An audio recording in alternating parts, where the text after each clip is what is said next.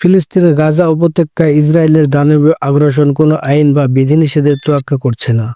দখলের লোভে অন্ধ নেতানিয়াহু বারবার হামলা চালিয়ে যাচ্ছে নিরপরাধ মানুষের ওপর। আন্তর্জাতিক নীতিমালাকে উপেক্ষা করে বরাবরের মতো এই হামলাকে নীরব সমর্থন দিয়ে যাচ্ছে মার্কিন প্রশাসন। বিশেষ করে ট্রাম্পের সময় থেকে এই সমর্থন আরও সুদৃঢ় হয়েছে। ইসরায়েলের চলমান তাণ্ডবের পেছনে যুক্তরাষ্ট্রের সবচেয়ে বড় দুশ্চিন্তা ইরান।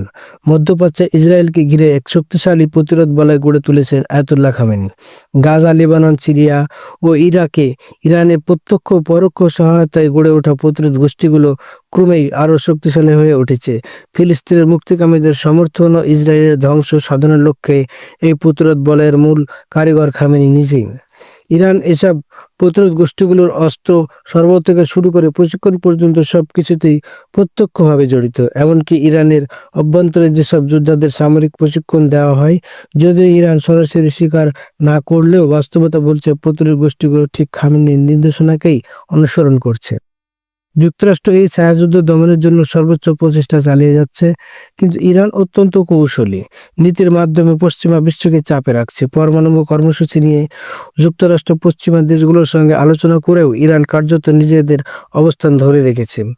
গাজায় ইসরায়েলের চলমান হামলার জবাবে প্রতিরোধ গোষ্ঠীগুলো আরও ভয়াবহ প্রতিরোধ শুরু করেছে। শক্তিশালী হাইপারসনিক ব্যালিস্টিক ক্ষেপণাস্ত্র ব্যবহারের মাধ্যমে তারা ইসরায়েলের বিভিন্ন গুরুত্বপূর্ণ স্থাপনায় হামলা চালাচ্ছে, যা মধ্যপ্রাচ্যে নতুন করে বড় সংঘাতের ইঙ্গিত দিচ্ছে।